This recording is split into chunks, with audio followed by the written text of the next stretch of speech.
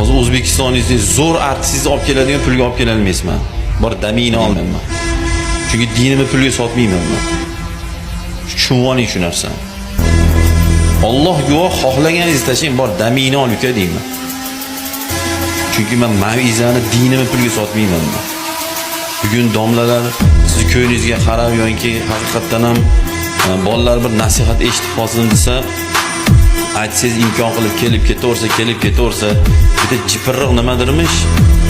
Shuni tushib, nimaga to'planib turibsizlar? Savob domla kelyapti, nikoh o'qigani kutyapmiz desa, men o'zim o'qib qo'yaman nikohni dirmish bitta ezalak. Sandaga nikoh o'qiydigan, shu sizga o'xshagan kimdir o'rtog'i o'sha. Sal tilingni tiyib ol shuna bolachalar. Bu nikoh haqida, domlalar haqida, din haqida gapirgani sal tilingni tiyib ol. Agar ro'paramga chiqib shu gapni gapirdi, keyin bilasan nima bo'lishini.